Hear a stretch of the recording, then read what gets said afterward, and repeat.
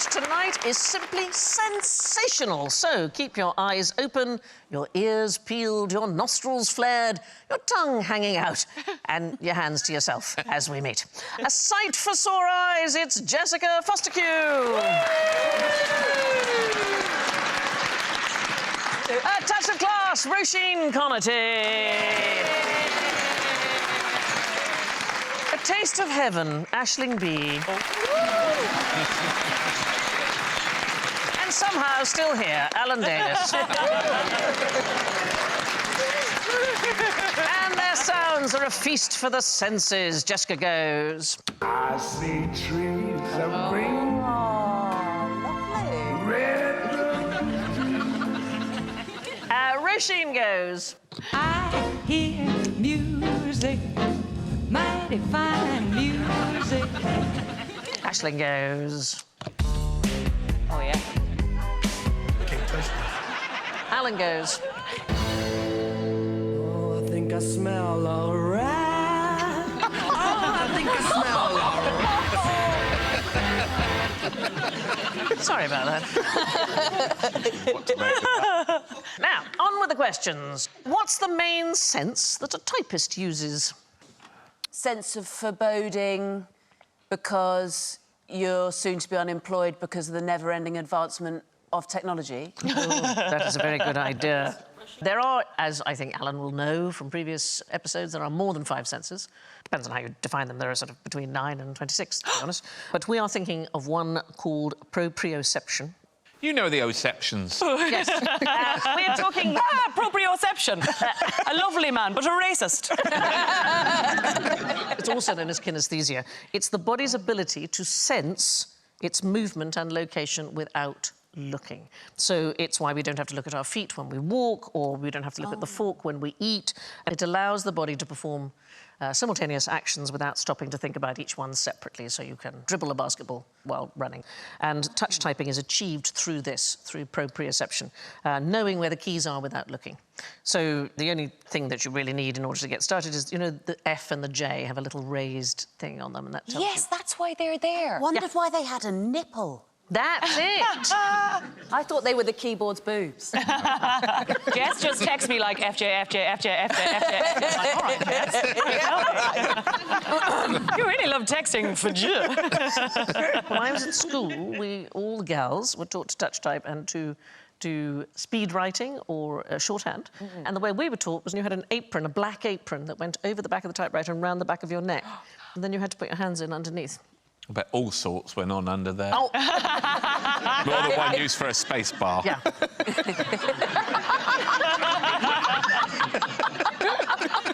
actually, Ellen, a lot of good novels are written there, so up yours. I type so much now that I think better by not looking. If you have to handwrite, it takes forever. Yeah, have you handwritten a letter recently? Oh, it's hell. By the 3rd page, it looked like I was sending it like a death threat. Just all patience. I was just like scrawling. I can't. There's no way to sustain this. I just had to end the letter. But I was like, things are fine in the end. Yeah. You need proprioception, all of us do, in order, for example, to touch your nose with your eyes shut. So if you shut your eyes and try and touch your nose... No problem. No. I slowed down when I did it because I genuinely thought I was going way off. I definitely went round the house. When would you be way off? When is an example of when you would be way off with that? I have no idea, and it's handy if I get my drift. Drunk is... Yeah. It's one of the sobriety tests that are used. There's sort of 5 standard impairment tests that the police use. Any idea what the other ones are when checking for drink driving? Walking in one foot in front of the other. Yeah, so heel-toe, walking in a straight line. Standing on one leg is another one. Checking the pupils aren't too big or your eyes too watery. And the internal clock test, OK? So you shut your eyes and see when you think 30 seconds have passed. And if you're piddled, you can't do it. You fall asleep. There is a quick way to demonstrate proprioception. So put an arm in the air with the fist clenched, OK, but your thumb sticking out. Close your eyes and grab your thumb with your thumb and forefinger on the other hand. For a second, I thought I could cheat by watching everyone else. Is someone undoing my flies? Well, I have to get the fun where I can, Alan. Just looking for the space bar. Yeah. So it's, along with our sense of touch, temperature, pain, movement, it's all part of what's called the somatosensory system. So it's the sensation that can occur anywhere on the body as opposed to in a particular organ like the eye. Have you noticed, though, that the amount people touch each other varies with culture? There was a Canadian psychologist in 1966 called Sidney Jourard, and he studied couples in coffee bars around the world. And he was both romantic and platonic, same and opposite sex and so on. Couples in Puerto Rico touch each other 180 times an hour, OK? Couples in Paris, 110 times an hour. Wow. London? Oh, no, it's going to be heartbreaking, isn't it? One? Never. Never. Never. Never. Not at all. No, absolutely zero. Don't touch her. I don't know. But then there's, like, creeps who are cultural unto themselves. Yeah. And they can be from anywhere, I suppose. Imagine if someone's like, oh, don't worry, I'm just a bit Brazilian. Yeah. Just a bit, I feel like I'm in Paris. That's what I'm doing here. I know it's not London, but I'm a Parisian Londoner.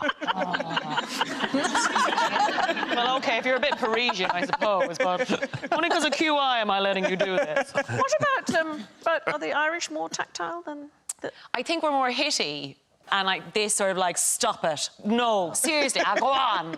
Stop it. Seriously, like you push and you shove a lot more. And here that comes across as quite aggressive. Yes. I think they touch more than the English on the whole. Yeah, definitely. Whether it's gentle is a different story. But you'll be piled in together a bit more. Yeah. Right, moving on. During the Renaissance, who ate better than a king? Would it be maybe the king's, like, servant or, like, waiter? Why? Because I had lots of waiting jobs as a teenager and I ate loads of the stuff off the plates. You were heading in the right direction, but not quite getting there. Because they'd have a poison tester. Would a king or queen have a poison tester? Yes, the poison tester. They would taste everything in Renaissance Europe that the royal had to eat, and also large amounts of it, not just a nibble. If it was just a nibble, you wouldn't pick up enough poison. They had to eat spoonfuls from the royal plate. Yes. And if it was beautifully intact, say it had a sort of pastry lid or something, they would have to break it open and dip bread into the dishes. By the time the poor royal received their meal, it was probably cold and half-eaten, or demolished, in fact. And then, on top of that, it had to be bland, because strong flavours, of course, would... What if the poison tester's the poisoner? That's Genius! There's murder. Oh, right? the novel writes itself. Yeah. Constantly making that things look dodgy. I don't know. Like, if it's like something with rhubarb in it, like, you're fine. No, it's poison. Or a Brussels sprout. There was a physician called Ambroise Paré. He was a physician to 4 kings of France. And he wrote in 1585, anybody afraid of being poisoned should be wary of meats cooked with much art, very sweet, salty, sour, or notably endued with any other taste. So... Was he my Uncle Alan? I was on holiday in Vietnam, and there's this hotel in Saigon, which was where a lot of the foreign correspondents stayed during the war. And there was so much sickness and food poisoning and general unwellness that they trusted nothing except a bottle of whiskey and a hard-boiled egg. These are the only things that they thought there was no way you could get ill from. Nothing wrong with that diet. No, as a basic diet, it's all right. Keep you going till lunch. My brother and a few friends of mine served as foreign correspondents in Beirut when there was terrible troubles there. And they used to go to the same bar every night, and there was a parrot that learnt to do the sound of incoming missiles. all of the foreign journalists knew this, and the parrot would start to do the sound of an incoming missile, and anybody who'd never been before were diving for cover and getting out of the chairs. The journalists are all... it's the parrot. What a good plot device. It's something to show that someone's like, oh, yes, I've been here 100 times. And they're like, oh, no. And it's like, oh, they didn't know about the parrot. In Paris time, it was believed that Bezoar stones could cure the effects of any poison. Anybody know what a Bezoar stone is? There is one. A badly cooked potato. Well, it's food-related thing. Is it? Is it something's turd? You are the closest. It's an undigested mass found in the digestive system. Bezoar is Persian for antidote or counter-poison, and the theory was that if you had a Bezoar stone, it would cure you. So they decided to do a test on this, and they performed an experiment. The same guy, Parry, that I was telling you about, this 16th century physician, he performed an experiment on a cook at the king's court. The cook had been caught stealing some fine silver cutlery, and he was sentenced to death by hanging. So the cook agreed to be poisoned instead, and Parry then used the Bezoar stone to cure him. Cook died in agony 7 hours later. Yeah. Wait, no, I'm it didn't confused. work. Is that an old poo?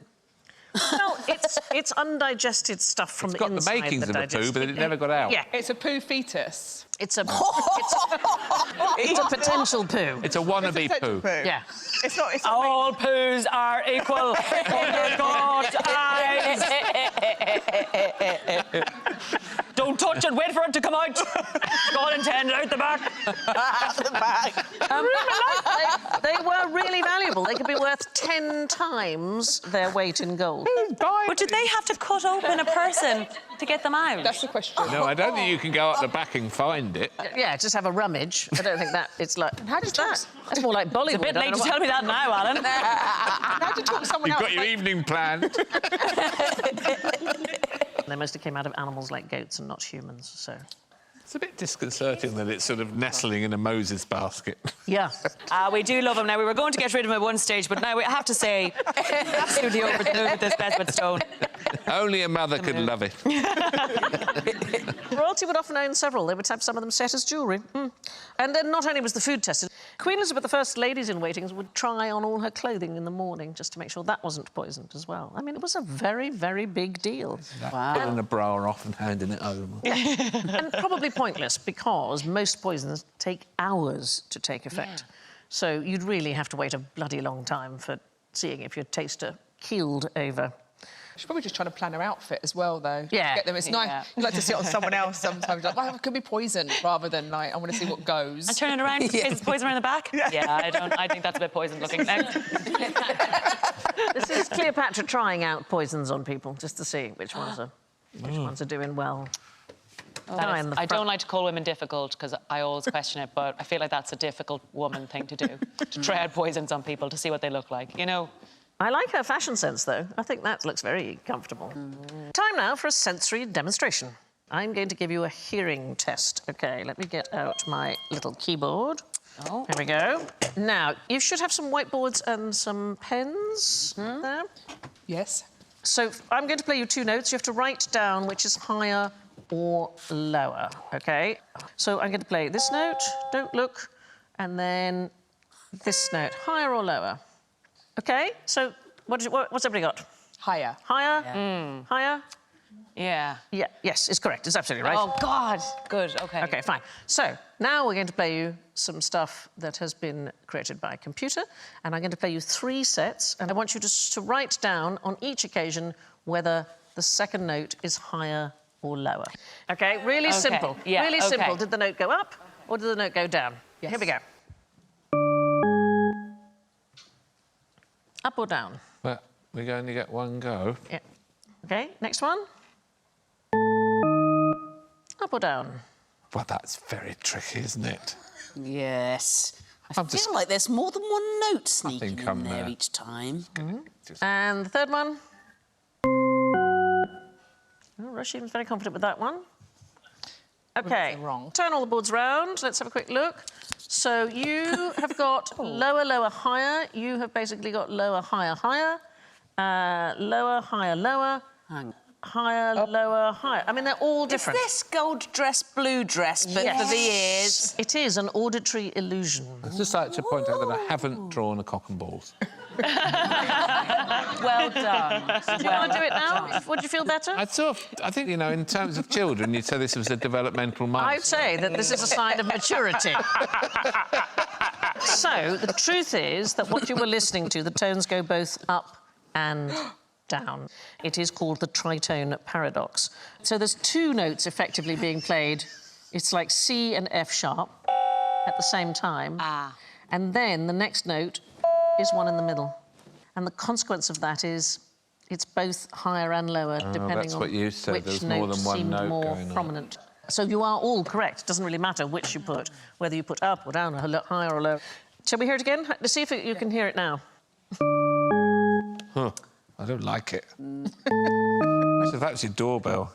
Oh, you'd never answer. It's very annoying, isn't it? It's just an illusion, so that it sounds as if, frankly, it could go up and down. But what's most interesting about it was analysed by a music psychologist called Diana Deutsch in 1986. And what she realised is what we hear, whether we hear it going up or whether we hear it going down, very much depends on our culture, on our language. Oh, my God. Yeah, the perception is probably going to be the same as your parents. It's probably going to be the same as sort of people in the area that you live. People who have a very much more musical language will hear it differently from people who are rather sort of straightforward with their language. I think it's fascinating. It'll tell you something about people, just whether they say it's higher or lower.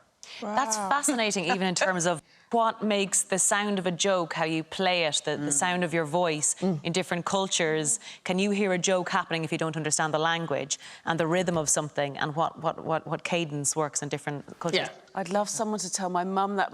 I've got a mum who's really desperate to have somebody in our family who's really good at any kind of instrument or anything. So now I can tell her I am, because I do comedy. Are you musical, Alan? Not in the slightest. He's drawn a lovely dick and balls, though. So he is still artistic. There are other auditory illusions. Have a look at this picture and tell me what you hear. Oh, isn't that weird? What can you hear? I can't hear anything. Anybody? No, it's gone. Not hear I anything? heard A little bit of straight wind. away, and then What it did you went. hear, darling? I don't know, but I heard noise. Like I Like heard, a thudding? yeah, like the landing. Yeah. So about 70% of people I can hear that now. Now I've said it again. you can Yeah, hear it. now you've said it. And now it's like it's happening. Yeah. Because I'm looking at it, I can feel it like it's around me. About 70% of people who watch this hear a thudding sound when... Oh, it's horrible because it feels Yeah, like you're it feels a next bit- to it. Yeah. Yeah, it makes it a bit queasy. But is it only your eyes telling your brain something that would normally happen because of the movement? It's completely And if you silent. close your eyes, there's nothing there. Yeah, it's totally silent. Right, let's nose around for another question. Here's one. OK, what do banks smell of? Money.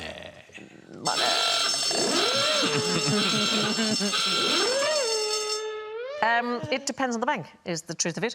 It depends on what scent they have decided to associate the bank with. scent. Yeah. Oh, yeah. So it could be grapefruit, could be cardamom, could be chocolate. I got driven here today in a car by a driver who had an extraordinary amount of aftershave on, and he was playing Smooth FM. Oh, did he fall in love? Honestly, I was quite alarmed. It is always funny to listen to very emotional music with someone you've just met. Yes. I was on a late Yeah. drive home and it's like, we weren't even married. You know? On my own. So I just sat there. So very intense. Both you in your own worlds of failed relationship. Just like, the petrol station. Guess what's eat, shall we? So it's like... When my son was 18, he discovered aftershave. And, oh, dear God. And the whole house would smell of lynx. I still get such a visceral, like, sexy feeling around the smell of lynx. Because for me, it's like being at a disco, age 16, like lynx was the smell the people you wanted smelled of. Like, you didn't want to smell something that smelled like a well. So he was using the right one at 18? Yeah. Yeah, Yeah. that's the whoosh, yeah, and then you're like... We're in the world of scent marketing, so environmental scenting. It's the scent that is introduced into a retail or a leisure environment.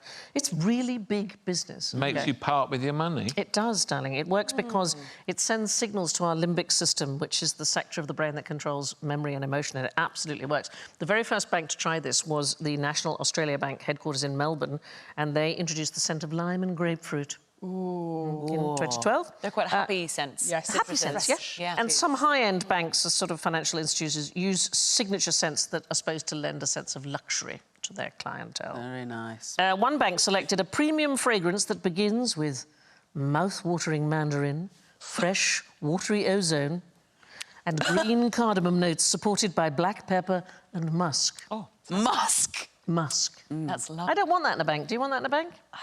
I don't want musk in a bank, no. I don't want to get pregnant off the air in a bank. Well, casinos have found, depending on the scent that they use in the casino, people will gamble more. Wow. So the Las Vegas Hilton found that people spent 50% more time playing in the casino if there were floral smells. I like the idea. Sort of quite a lot of rough gamblers go, oh, it's nice in here. Oh, yeah. Been to Vegas casinos and people smoke. It's still in there. smoking? Yeah, in the casino. I love a casino. I Do you? Oh, God. Oh my God, Sandy, that's the most random fact. I would never. Jasmine loves a casino. She loves She gambling. goes in the roulette wheel. Oh my God. Shaped like this. I'm going for 14. Wish me luck. It's red. It's red. It's red. That's so funny. So Las Vegas, they all have different smells. The Mirage is Polynesian, the Mandalay Bay is Southeast Asian, and the Bellagio, whispers of northern Italy. Oh, I know. and cigars and cigarette smoke mainly. So scent marketing is a thing. Jewellers, gyms, dentists, funeral parlours, all kinds of people use it now. It's very popular in supermarkets, scent marketing. So in New York, for example, they have fresh bread in the bread aisle, grapefruit in the fruit aisle, that kind of thing. But it's not the only trick that supermarkets play.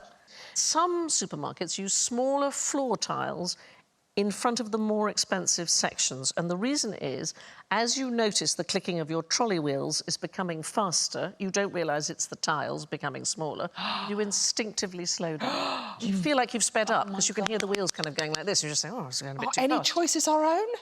Nothing, absolutely nothing. We spray Lynx, we spray perfume, we're all, like, doing the cell. Like, it's just like, who are we? There's an amazing documentary called The Men Who Made Us Sell. It was Sigmund Freud's nephew, I'm pretty sure, kind of made it over in post-World War Germany to America and started using many of the theories about people for selling reasons. For marketing. For marketing. And one of the big things he did was give... so women's rights had started, because people were like, oh, they should have some. So I'm still not on board yet, but we'll see. And there were all these women marching, and they gave some of them some cigarettes. So then the symbol of, like, a sort of sexy, progressive woman, because they would sell them for pictures and give them to women for free in the marches, that became an iconic kind of image. And they were like, what? And it's the penis and it's a phallus and stuff like that, and just like... I was with you till right up until that No, moment. as in... But he would have the thing of going, that whole thing of, like... It's on fire, the penis. It's on fire. If there's any consolation. No, but seriously, if you burn the tip of a penis, honestly, that man will give you whatever you want. The guy you're talking about is Edward Bernays. Edward, yes. Right. Who is this man, and what do his farts smell like? Oh. This show's really gone downhill, I think. I really like that song. He looks like his farts smell of, like, a church. Oh. What does a church smell of to you? Incense and crime. It's a heady combination. Rolling tobacco, I imagine he smells of. His farts smell of chocolate. Do they? And look how proud he is of it. I know. So he's a French inventor called Christian Poincheval, and in 2017 he invented a pill, which he's showing there, which he claims makes farts smell of chocolate. He told a journalist he'd been eating in a restaurant with friends, and he said, our farts were so smelly, we nearly suffocated. People at the table next to us were not happy. Something had to be done. Oh. It's nice to hear of a French person that isn't sexy, isn't it? Just give one to every taxi driver. Yes, It's a long journey, just have one of them. In other fart fragrances, you can also have roses and violets. Most reviewers said that they either made their farts stop smelling entirely or stopped them from farting altogether. And that's because the pills contain active charcoal. Basically, charcoal with lots of pockets of air in it, and that is known to remove smelly or impure substances. Is that what we should put around the dog? We need some sort of absorbent dome around the dog. Well, you can get fart-proof underwear.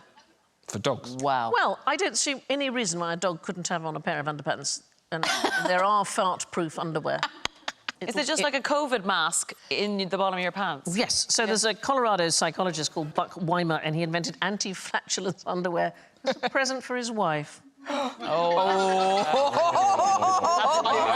Who says romance is dead? Eh? His ex-wife. But I don't see why you couldn't get them for the dog, darling. I think the dog might feel shamed. To be honest with you, I'm not looking to protect the dog's feelings. Heart-proof underpants don't make sense. Hey. Very good. Absolutely. Right. This question is not as senseless as it sounds. What kind of dog can tell the time? I hear music. A good boy.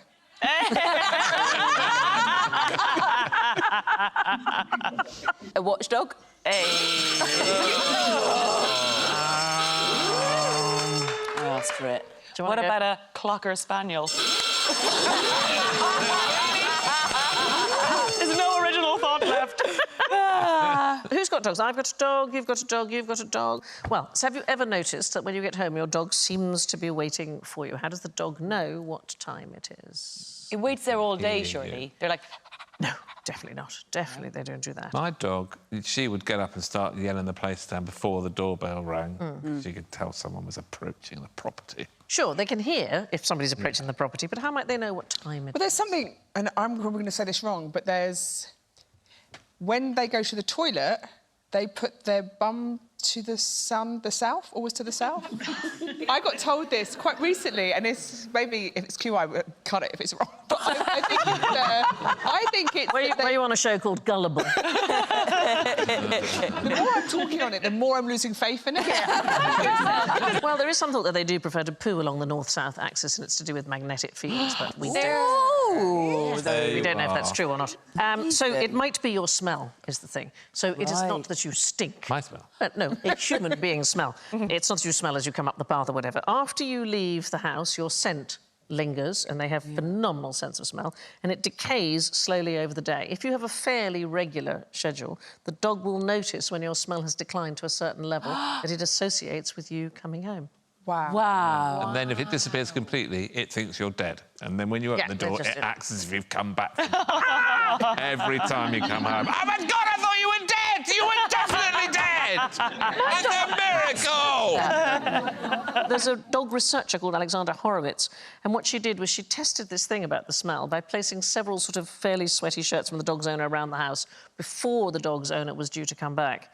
And the dog was not waiting by the door because the smell was still strong in the house, and therefore it didn't think it must be time for the owner to be returning. I mean, it could also be if you feed your dog at exactly the same time, or your cats, then they know it's nearly dinner time because they're beginning to get hungry. If you have a dog, is a dog pleased to see your face when you come home? Yes. My dog, it really is. My dog levitates when I return. It is the sort of thing. But it seems that the dogs don't really have a part of the brain that specifically responds to faces. Wow. So they did a study in Hungary of domesticated dogs, and they showed them videos of either the back or the front of a human head. And first of all, they preferred dog videos to human videos, and secondly, they didn't seem to care whether it was the back or the front of your head. Wow. What part of a human does a dog recognise, then? What part of you is it? Well, actually, smell. I have to say, this is one of the few times where I would dispute something, because I swear that my dog can recognise emotion in my face. But do you think that's actually your face, or that dogs can sense feelings more than it's your... They know Sandy's feelings and ups and downs. It may well be that. I mean, certainly they can read your emotions, I think. Sometimes you get all three children and the dog all have left the room. He's going off, let's go out. And all in another room like that together. Have you calmed down? Sorry, everyone, sorry. You know, there's dogs who can now smell tumours or cancer in people. But you don't want that in your dog. You don't want that. You come in and the dog goes, wow, OK. No, I'm not going to tell you. Dog The stops doctor has to tell you. I'm not telling you. Want to know? Yeah, I'm not qualified, actually, to give the information. No, we can absolutely throw the ball. Enjoy life while I can. Put it that way. I mean, let's just enjoy today, shall we? Now it's time for our final sensory demonstration. OK, so have a look at this. Whoa. It looks like a flat window with one end shorter than the other. I'm just going to make sure that you guys can see this like this. Nice. It's called the Ames window. I'm too short to do this sitting down. So I'm going to spin it and just look at the effect that it has Oh, I don't like when it's spinning.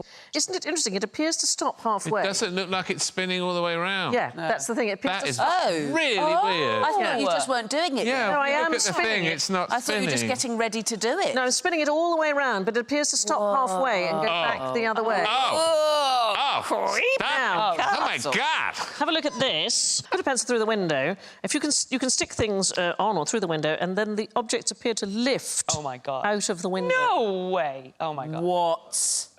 That's... The absolute please. Isn't it weird? Oh, so weird. I know. So it's called the Ames window. It was invented by an American artist and psychologist called Adelbert Ames. And what it is that the brain knows what a window looks like, right? We know what a window looks like. It has equal sides. And they've done this experiment with people who are not used to Western architecture. And all they see is an irregular shape spinning. We're seeing what we see as a window. Yeah, it's the same. If you look at these two lines, have a look, and tell me which one is longer. Oh, the top one looks You'd think longer. the top one, but I'm sure that's... The top one looks longer. But they're the same length. Yeah, they're exactly the same length.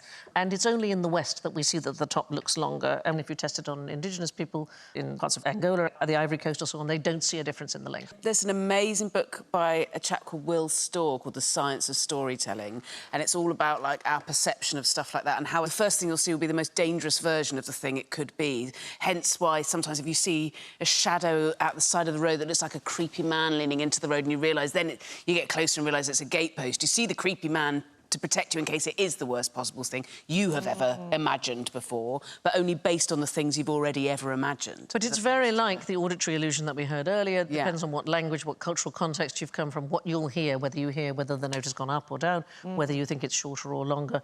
And if you look on the graph there, you can see this is exactly the same. My brain's still struggling to accept it. I'm counting the squares. It's fascinating, isn't it?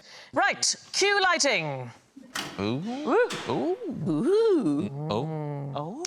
What does the spotlight effect feel like? It points out creeps in our presence.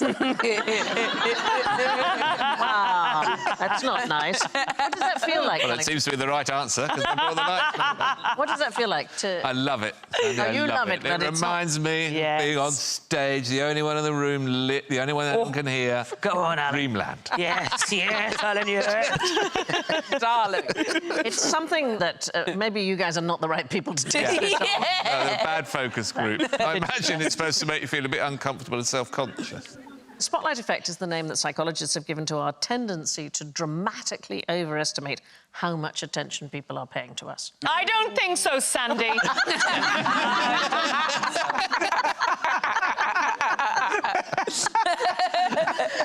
In 2000, students were asked to wear a bright yellow Barry Manilow T-shirt to a seminar. In what year, sorry?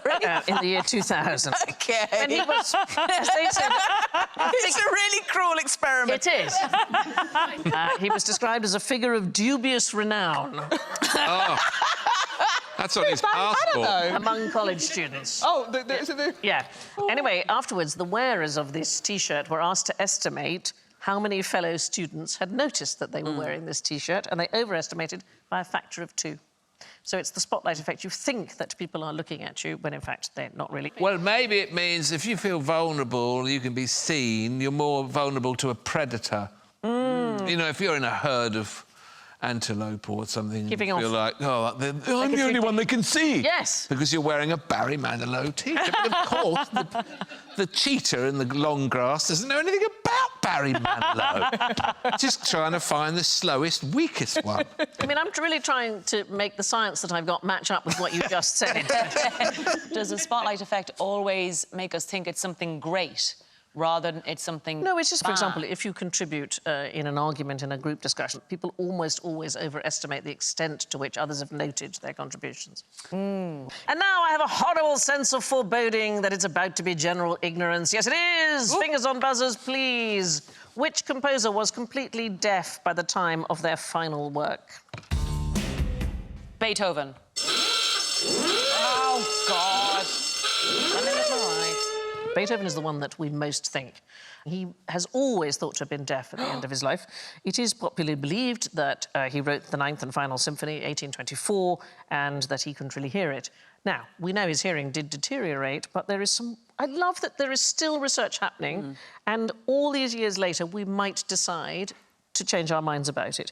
He carried around something called conversation books when his hearing deteriorated, in which his companions could scribble their side of the conversation. He also used them as a sort of diary, writing reminders, shopping lists, like any other human being. And there's a musicologist at the Kent State University in Ohio called Theodore Albrecht, and he has spent decades translating these conversation books into English and found 23 references to Beethoven's hearing in the composer's writing around this time. So, for example, in 1823, Beethoven wrote, "Baths and country air could improve many things, just do not use mechanical devices, ear trumpets, too early. By abstaining from using them, I have fairly preserved my left ear this way." And that is only a year before the Ninth Symphony. So it's possible that we just were wrong. Not only, according to Professor Albrecht, was Beethoven not completely deaf at the premiere of his Ninth Symphony, he could hear, although increasingly faintly, for at least 2 years afterwards. I love that we're like, you weren't that good. You were only barely deaf. You had your left ear, Beethoven. You had your left. Yeah, that's the most Irish you'll ever be. But I heard he wasn't that deaf, like. Yeah. Gabrielle Fauré we could have gone for, or Ralph Vaughan Williams. Sadly, deafness caused by the guns of World War I. Sorry? I totally fell for it. You like that? Yeah, I remember it. I have my dad here. Beethoven could probably hear the cheers for his final symphony. What did people in the Middle Ages do with their excrement? Trees of green. Look for magical stones in it. Yes, Bezoars. But then throw it out the window. No, throw it out the window, but there's a picture of someone throwing it out the window. Well, this is actually an anecdote about King Louis IX of France. And a student poured his pot, as it were, out onto the king. And you would have thought the king would be furious, but the king, in fact, gave him a prebendary, which is a remunerative post in a cathedral, because he was so thrilled to see a young person up early and going about their studies. So you were not supposed to throw your excrement out of the window. Apart from anything else, everybody knew that human waste spread disease. So they did not tip it into the street, they poured it into the nearest river. And the rules were people were responsible for the cleanliness of the streets outside their own houses. In the 1300s, there was one man who was beaten to death for dropping eel skins on the street, and the other people didn't want to have to pay the fine. And larger houses had latrines. And then they had something called a gong farmer, somebody who came and emptied the latrine. There we are, they're taking it off. And towns usually provided public latrines. They were known as places of easement. Place of easement. Those two lads. Yeah. Like, I'm doing a QI, which is a beloved television show, and I have not even dressed up as well as those two lads going to empty the jacks. Like that is bowler hats, waistcoat, whole shebang. You're probably going to get shit in you. Absolutely. Gong farmers. Hats off to the gong farmers. If you found something in the shit, somebody had dropped coins, whatever, you got to keep it. Yes, That's lovely. nice. I thought you were going to say, like, they did, like, tea readings with poo. Some sort of, like, oh. You know. Where does the word loo come from? Short for Lulu. Technically, that is correct. It is short for Lulu. Short for lavatory. No, so the story used to be that loo came from the phrase garde de l'eau, meaning watch out for the water, that people would shout as they emptied their chamber pot into the street below. Cannot be the case because, first of all, they didn't do that. And secondly, the first recorded use of the word loo comes from 1922 in James Joyce's Ulysses. It's probably from Waterloo, which was a company that made iron cisterns in the 20th century. Wow. Loo from. The notion that people emptied their chamber pots out of the window is a load of... Anyway, moving on. Where does the ukulele come from? The ukulele case. It comes from annoying people at house parties. Yes. These are all truisms. Colombia. Ireland. Ireland. No, we'd never do that to I like that you're going like this. Ireland. I was so impressed with myself, and then I realised I was wrong, and I thought, just hold it. Just hold it. Is it Honolulu? Oh. What state is that in? Hawaii. I'm not going to tell you, Sandy, say because I don't want to Hawaii. patronise you. Hawaii. Okay, Hawaii. That's terrible. horrible. It was invented in Madeira, which is a Portuguese island off the coast of... That's not North fair West because they set us Africa. up with the gentleman's shirt, the little hummingbird, the flower. That is because it is associated with Hawaii. It was first brought to Hawaii by a migrant Portuguese worker named João Fernandes in 1879, and it's originally called braguinha, which is a Portuguese word for it. It was the Hawaiians who renamed it ukulele, and it translates as jumping flea after the way the fingers kind of leap about on the fingerboard. Right. At what time of day are you most likely to hear a cock crowing? Oh. As soon as I bat my eyelashes. How do they know? They are, people think, famous for crowing at first light of day. Actually, they crow all bloody day, sometimes at night as well. They do often crow at or just before dawn, but basically they then keep going. So, in the olden days... The which olden is days? Exactly the type of historical accuracy people are watching QI for. When farmers were all reliant on the cock crowing to know when to get up, were they all just up all the time, just having the occasional, like, hour-long nap, like newborn babies? They were just getting dressed 18 times a day. The interesting thing is that they seem to know it's dawn not because it's light, but because their internal body clock tells them. So they've done tests where they've kept them in sort of dimly lit rooms and they still start crowing at exactly the same time each day. So you can rely on them to wake you. It's perfectly fine. It's one of the few creatures that could swallow its own brain. What? What? Look at the size of its mouth. Its brain has got to get into that tiny head. Oh, if you fed it Got its it own out, it brain. could eat its own brain. Anyway, they're not crowing because it's light. They're crowing for all sorts of reasons. Warnings, territorial claims, showing dominance, tell other cocks they've just mated. Woo! You know. Their crows are really, really loud. It's an average of 100 decibels if you're standing within a few feet. That's about the same as a chainsaw. Or it could be as much as 143 decibels. So human eardrums rupture at 150 decibels. So why don't cockerels deafen themselves? Haven't got any ears. No. Oh, actually, why would they be bothering telling their mates about the Why would slows? they bother? Just Jesse's head is like Sherlock now, but of course. Yeah, this is shrinking my brain to the point where I could eat it. They have an inbuilt system to prevent their hearing getting damaged. It is amazing. Half of the bird's eardrum is covered by a bit of soft tissue that dampens the noise. And also, when they tilt their head back to crow, another bit of material covers the ear canal completely and serves as a built-in ear defender. Oh, so a little bit of minor surgery and they'd shut up. Yeah. They don't know how annoying they're being. Well, the bit nobody talks about is why haven't the hens gone deaf? Oh, they're all in the corner. Oh, Shut it! Shut it! If you hear a cock crow, it might be morning, or he might have just got lucky.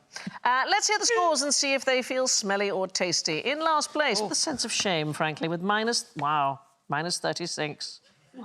Aisling. No, what? I smell a rat. I smell a rat.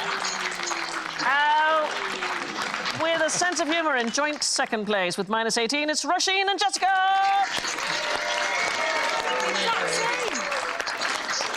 And with a sense of purpose with minus 7, it's Alan.